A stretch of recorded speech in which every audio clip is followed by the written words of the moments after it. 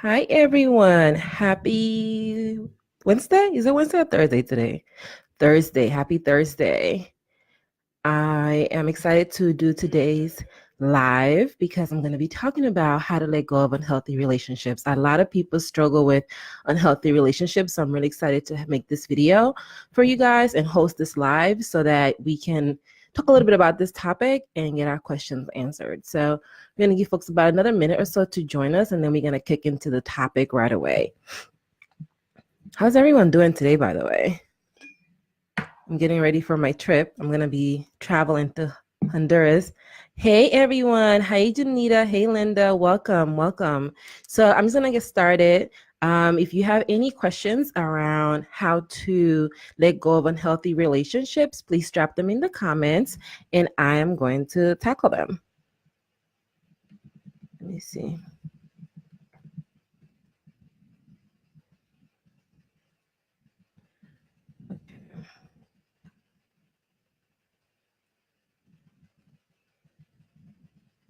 Just making this note here so folks can see it. Okay, so I wanted to do this video because one of the things that I see come up often with my clients is letting go of unhealthy relationships. And this is something that comes up over and over again, and I address with my clients, but I wanted to address it also in one of the lives because I think a lot of us don't understand the dynamics of unhealthy relationships, and because of that, we struggle to let them go. Oh, let me get closer to the mic here. We struggle to let them go. So I wanted to do this. I wanted to come on here and talk a little bit about that and answer your questions around that because it's something that I see with my clients that it really cripples them and it keeps them from taking action. So I wanted to address your questions around that topic. Now, before I answer your questions, unless you have your questions, just drop them in the comments and I will answer them. I want to talk a little bit about what does it mean to have an unhealthy relationship? A lot of people use that term, but they never really define what it means. And then you don't know how to define what it means to you either. So a lot of us might be saying, well, this person is toxic for me, or this is unhealthy for me, but we continue going back and forth with those relationships. We continue not letting go of those people in our lives, even though we acknowledge that they are toxic for us and they are unhealthy for us. So before you can label a relationship as being unhealthy or toxic, you have to understand why is it toxic to you? What is the thing about this relationship that's making it a toxic exchange for you? A lot of us don't define how we want to live our lives. We're not clear on what we want from our lives. So it can be really hard for us to identify a relationship as being toxic because we don't see how it moves in alignment with how we want to live our lives.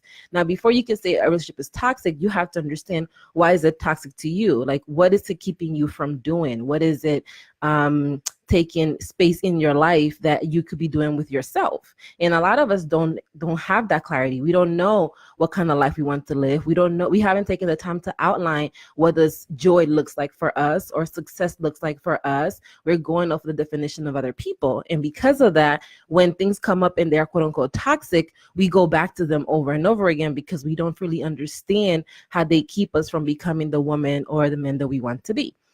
So that's an important distinction for you to make because before you label someone toxic, you need to understand why they're toxic so that you don't continue to allow people back into your space and you don't put yourself in the situation where those people are either. So before that, you need to define what's toxic and what isn't, right? So once you determine how you want to live your life, when you're clear on you know what, Nori wants to do this set of things for herself, and to do that, there are all these things that I cannot be engaging in. One of the things that I really want to do in 2019 is be present in my life, be present in the life of my friends, in the life of my family members. And one of the ways I felt I wasn't doing that, it was through drinking. I used to drink a lot. And I was like, you know what? I can't be present in my life if I'm always drinking, because why am I drinking? I felt like I was drinking often because I wanted to escape from my reality, or I wanted to be able to blame it on the alcohol by just saying, well, that's how I was acting because I was drunk, instead of just really being wholeheartedly who I was without fear of being judged or without fear of being treated differently. So because of that, I decided that in 2019, I was going to really cut off alcohol, which I started doing last year, and I haven't had a drink since 2018, since last year. And when I made that change for myself, I struggled a little bit because I felt like I don't want to be that person hanging out with friends and they're like, oh, have a drink. And then friends start feeling some type of way because I'm not drinking. And it can be hard because people like to shame other people for not doing the things that they deem as fun. And I understand why that is. I mean, you don't want to be the person having fun at the club. And here comes the person that's not drinking, just with little judgy eyes in the corner, looking at you while you're trying to have a good time, reminding you of the reality that you're trying to escape. So I totally understand why that is a thing. But I felt like I needed to do this for myself. A lot of us are not taking actions for ourselves. And that's why when we face unhealthy relationships or unhealthy people, we continue going back with those people because we think that's what we are worth. One of the books that I read, the 4 Agreements by Don Miguel Ruiz Jimenez, which I actually have right here. I'm gonna show it to y'all. So in this book, the 4 Agreements by Don Miguel Ruiz Jimenez, you should be able to see the cover right there. He talks a lot about why we do things, like why do we take actions and how does that impact what we allow. And one of the things that he's very clear on is that we allow people to put us through the stuff that we will put ourselves through. So all the stuff that people put us through, all the pain, the disappointment, the hurt, all of that stuff, we will put ourselves through that. And that's why we are willing to deal with it, because we will put ourselves through that same amount of pain. When people go above that line of pain, when people are like causing us more pain than we will cause ourselves, that's when we decide we want to change the behavior, right? So if you are in a toxic relationship, you have to understand that you have allowed this toxic relationship to have a place in your life. You have allowed this person to continue to be in your life, although you know it wasn't good for you. And then you have allowed yourself to not remove yourself from the space of where that person is at because you are not ready for that, or because you don't understand how toxic they really are to you. So it could be hard to acknowledge that we are the reason why we are in these toxic relationships and take accountability for that, because we don't want to think that we treat ourselves that badly or that we put ourselves through pain on purpose. So it could be dangerous for us. It could be hard for us to be willing to take the steps to be accountable to ourselves for allowing ourselves to be in spaces with negative people. Now, if you get to the point where you're like, you know what, I hear you, Nori, I'm strong enough, I feel like I can make these changes for myself and I can remove people outside of my space, the answer is not always to cut people off. At the beginning of the year, I remember seeing a lot of like posts on Facebook about I'm cutting so-and-so off, I'm cutting blah, blah, blah off and blah, blah, blah, blah. And while that might seem like the preferable thing to do, and I'm not saying that you should keep people toxic in your life, I'm just saying that before you decide to cut somebody off, you have to ask yourself, well, what role am I playing? What's my part in this toxic exchange? Am I being toxic because I'm not accepting the person for who they are and I want to turn them into something that they're not? Or am I toxic because this person continues to take away from me and from my life without bringing any value? And if that's the case, then why do I continue to allow this person to come into my space and take away the value from me? So a lot of us don't ask ourselves these questions, and we think that only the people that are being quote unquote toxic are responsible for how we're feeling, and they are the ones that need to leave the space. But we have to do some reflection and thinking about what our role is so that we don't find ourselves in that situation in the future. A lot of us have a number of unhealthy relationships and we don't see that there's a pattern with these unhealthy relationships. Some people call us with drama and we're like, I don't want no drama. Well, why do people keep on calling you with drama? What is it about you that makes people comfortable with continuing to behave in a certain way that welcomes that energy that you quote unquote don't want? And I think a lot of us don't want to realize or admit that we do like some of the drama, that we do like, the gossip, and we take it, it entertains us. And because we don't want to admit that to ourselves, we cannot take steps to change that behavior. Because we would not even admit to us that we do like some of this. We do like some of the drama, because everybody and their mama on Instagram says, you're not supposed to like drama. You're supposed to be drama free. And not that I disagree with that, but the reality is that a lot of people are not like that, right? So if you're not drama free, if you do like the drama, if you do like the tea, if you like the little bit of the gossip, then how are you going to change that behavior if you don't acknowledge to yourself that that's really what you like? You can't change something unless you acknowledge it. You can't change something unless you accept it for what it is, unless you surrender to what it is. And a lot of us don't like to surrender to the reality of who we are because we feel like we should be better. We should have, more money by now. We should be in a better place. We should have a better job. We should be driving a better car. We should be in like all these places that we were promised by following all the rules, and we're not there. So we feel like less than, and we don't like to admit that because it reminds us of all the things that we haven't accomplished, and deep down inside we understand that we are the reason why we haven't accomplished those things. And when you understand that you're the reason why you haven't accomplished the things that you want to accomplish, what you are the reason why you haven't achieved the life that you want to live, you could feel really messed up. And when you feel messed up about that, you don't want to continue pushing in that way, and you want to change things around, and that doesn't always translate into action. So let's get to the core of releasing these unhealthy relationships so that you can have healthy relationships within you. So I think the first thing you have to consider is being open to exploring why relationships are toxic. Ask yourself, what is it about this relationship that I don't like? What is it about this relationship that doesn't pour into me or that drains me? And then once you outline the things that relationship has, you can be really clear on what you will not tolerate anymore. And then you can start seeing the patterns of what you have allowed people to do, of how people have been allowed to treat you. And the first place that you want to start noticing these patterns is with yourself. You allow yourself to treat yourself that same way. So if someone is, talking negatively to you and saying, well, you're not worthy and you're never going to get this promotion, or you're never going to get that job, or, you're not good enough for this or good enough for that, chances are you're talking to yourself like that too. You are telling yourself you're not worthy. You are telling yourself that you're not deserving of the promotion. You are telling yourself that you're not good enough.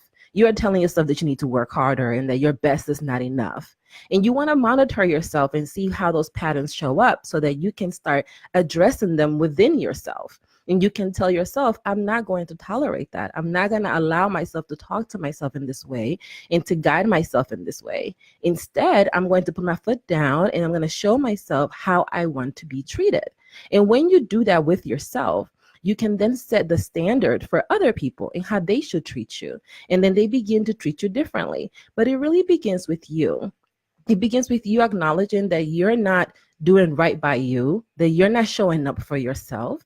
And then you're determining, how am I going to show up for me so that when other people are around me and they're not showing up for me, I know what that looks like.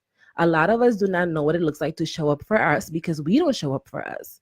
And that's why it's easy to say, there's a toxic relationship, this person is toxic for me, or it's unhealthy for me, because in the moment you feel like they're unhealthy, but you don't really know what it feels like to have a healthy relationship either, because you don't have a healthy relationship with you. So if you don't have a healthy relationship with yourself, then how are you going to know when people are treating you in a way that you deserve? You don't treat yourself that way. So it really begins with you turning that around and shifting your perspective from thinking, well, what are other people doing to me, to what am I allowing people to do to me by doing it to myself?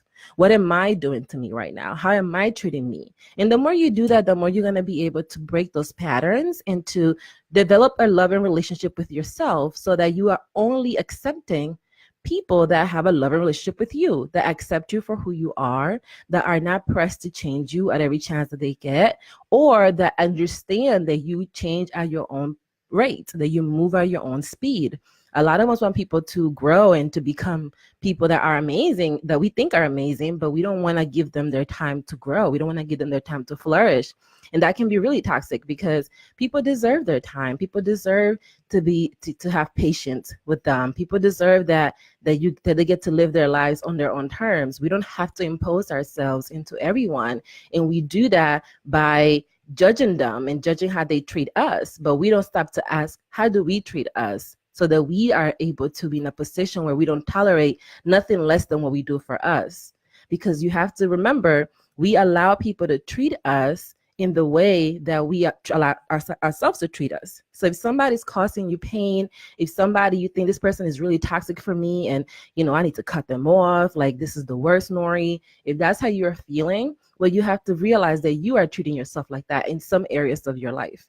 And until you make a conscious decision to stop treating yourself like that, until you make a conscious decision to release that attachment to that pain that you're causing to yourself, you're not going to be in spaces with relationships that are not like that, because you're going to allow people to treat you like that, because that's how people see you treating you. And therefore, that's how they're going to treat you in return. So that's how it works with unhealthy relationships. It's really about you evaluating what kind of relationship you have with yourself, so that you are very clear on what it looks like when it's not a loving relationship with you, and you can let other people know what you will and will not tolerate.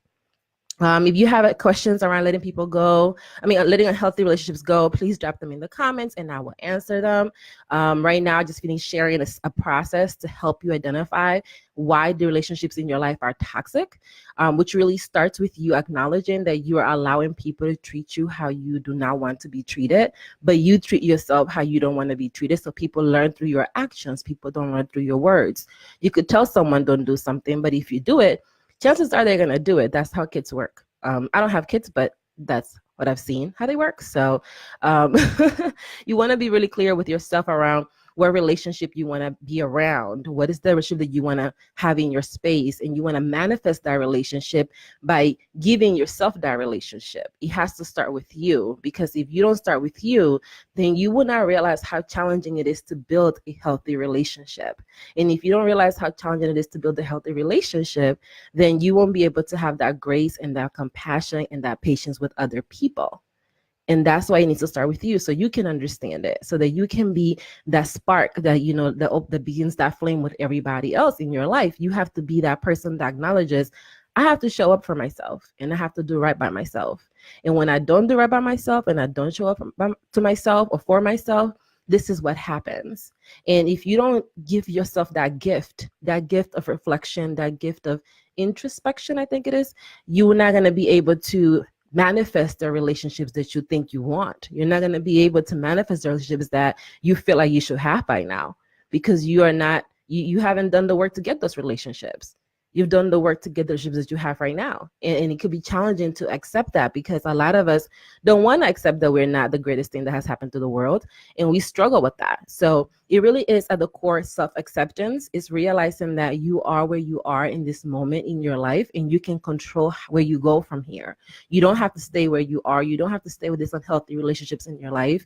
And if you want to build new relationships, if you want to manifest healthy relationships, then you need to start with doing that with yourself, with loving yourself, with forgiving yourself, with releasing things that do not serve you. The minute you know that something is not good for you and doesn't help you become the best version of yourself, let that go. I'm not saying it's easy, but you should try it. And you got to try over and over again, because it takes time to get that done. And you should do it as soon as you notice it. A lot of us know we need to do better, and we don't do better because we think that we can do better later. But every time we don't do better now, it gets harder to do better later. So you want to send yourself clear messages as soon as you realize them. You want to tell yourself, what are you going to tolerate? How are you going to treat yourself, so that other people, when they show up, you're not necessarily impressed. I don't want to say like impressed in the way that, they don't deserve you being impressed, but that you're not impressed, that you're not like blinded by that. You want to give yourself that love, so that if other people show up, you already know what love of self looks like. You already know what having a healthy relationship looks like. So when other people show up with their madness or whatever it is that you're not interested in, you're not tripping, because you're fully aware of how these things work. You have an idea, you're clear on what it looks like to love yourself and care for yourself, and therefore everything else doesn't really matter. So it's very important that you start with you and evaluating your role in situations. Hey, Debbie, how are you, my darling? And evaluating your role in situations, because a lot of us don't do that part. And because we don't acknowledge that we played a role, and we think that everything is on everybody else, we're not able to control our situations, because we've gifted our control to other people into other situations. So if you want to let go of unhealthy relationships in your life, you need to start realizing, what is the relationship that you have with yourself like? How do you treat yourself? What kind of love do you give yourself? Are you compassionate with yourself, or do you want to just live around moving to pleasing everybody else? And the more you ask yourself these questions, you're going to realize how you have allowed unhealthy relationships and unhealthy, toxic people in your life, because to you, that's what love could look like. But it could also look in a different way. But in order for you to see that different way, you have to start with acknowledging that you're currently not treating yourself, not showing up for you. And then you want to start showing up for you. You want to start doing all that stuff. So what if the relationships are family? So family always gets a little tricky because we feel like we have to have a loyalty to our family. And we often feel like, so the question is, what if those relationships are family? So with family, it could be a little tricky because a lot of times we feel like we need to be loyal to our family and you're not supposed to do wrong by family. But that assumes that family is always right, and that they always know what's best for you. And that's not the case. We know what's best for us. And if you feel like a relationship with a family member is toxic for you, then you have to do what's in your power to keep yourself healed from that relationship, right? So if you have you want to first release the fact that you feel about that relationship so that you're not holding on to that pain and carrying it. A lot of us carry the weight of the relationship we have with our families because we expect to love our family and that our family's going to love us back, and then we expect that that love is going to look in a certain way from them to us and from us to them. And what really ends up happening is that family are humans. These are humans. And just because you expect humans to do one thing and to act in a certain way and to deliver a certain type of love, it doesn't mean they're going to do that. So 9 times out of 10, we are more upset at the expectation that our family is not loving us and not caring for us than we are at the fact that our family doesn't connect with us in that way. So you want to ask yourself, is this situation hurting me because I expect family to act in a certain way? Or is the situation hurting me because I've really invested with time and effort into this relationship and it has turned out this way? Now, if you are holding on to the expectation, then you have to release that expectation because you have to realize that people are human and they can only give you what they have. And sometimes what we need from people is not what they can deliver to us. And that doesn't mean it's not their best.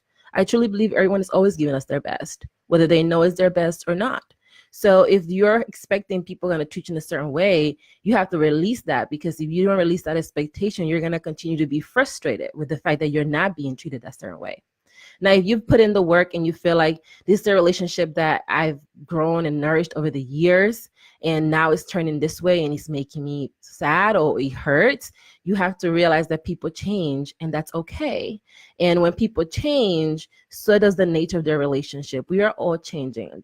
Every moment, our bodies are changing, our cells are changing. So the idea that people are changing, it's part of the expectation that the reason why that's challenging is because we have this expectation that people are going to be there for us always, and they're going to treat us in a certain way no matter what.